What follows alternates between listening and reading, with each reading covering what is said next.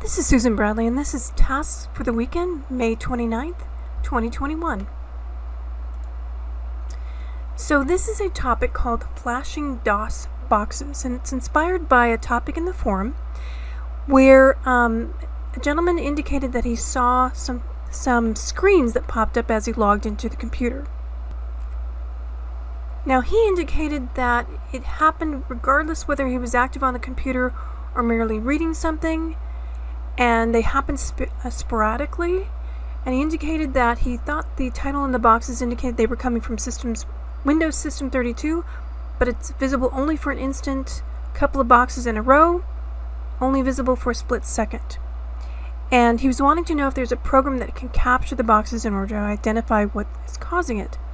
Now, on my system, when I see these boxes, it's because there's tasks that are scheduled. And usually I don't write these tasks. My vendors have built these tasks. So what you do is you go over to the search box over there and you type in task, and you'll see Task Scheduler. You want to open it up and you'll find all sorts of fun things in there that you didn't realize were in there. So this is a test box that I have, and I've installed Bitdefender as a test on here. And at the log on of any user, it launches a Bitdefender agent watchdog, so that pops up a little script on me. Google Update triggers. Google Update task keeps the Google software up to date. It happens at 11:53 a.m. every day, and it repeats every hour for a duration of a day. I then have on this test machine, now this was interesting, I actually forgot that this was on here, another one of my test machines, and I could not remember what KLCP update was, so I had to go through here, and especially on the Actions tab, you can see what the program is. And this is a codec tweak tool, and it's one of those ones that, okay, I was playing around with something and I probably don't want to do that anymore. And anytime you see a task that you're like, I'm not sure if I want that anymore, just go over there and hit disable or delete, one of the two. If you think that you might need it, if you're not sure, you can always click on here and click on disable. If you're positive that you don't need it, you can click on delete. Microsoft Edge, our dear friend, puts several tasks in there to update it. The other one that I know flashes up a little DOS screen on me is NVIDIA, because NVIDIA will want to check to see if it's up to date. So on launch of the machine, it will pop up a little DOS window. So again, you just kind of go down each item here and specifically look in the Actions tab, because that usually gives you a really good hint as to what program is being launched. And again, NVIDIA, because we want to keep our video cards up to date, I let that go ahead and stay there. Again, you could just go down one by one and go, and you can see when these occur. OneDrive is another one that occurs on random occasions. And then the other thing that you will always see on any Windows 10 machine is these user feed synchronizations. I've seen people actually disable this.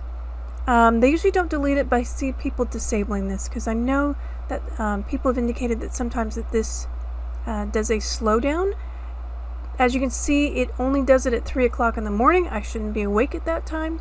So usually on test machines in particular, I go ahead and leave this here and I don't take actions on it.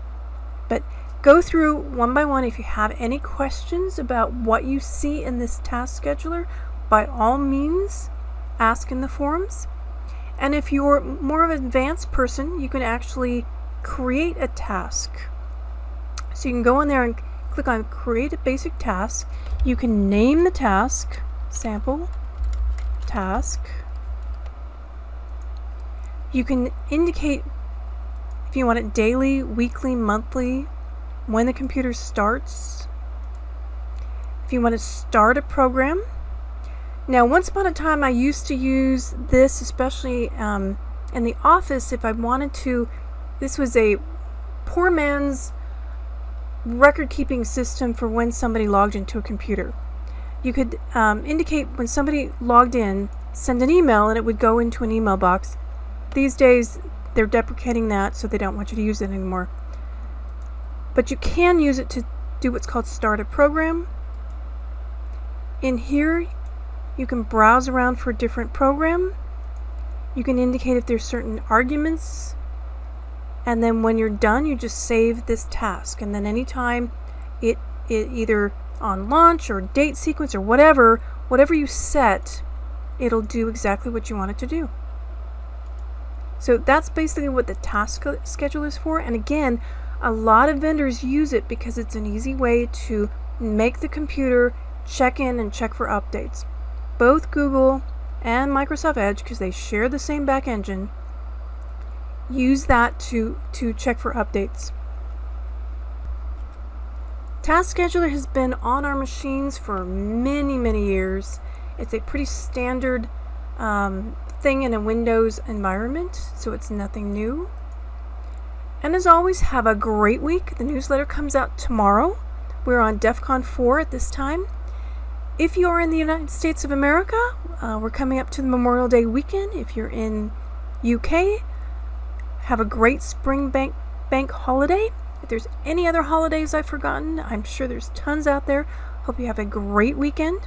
Until next time, this is Susan Bradley for Askwoody.com.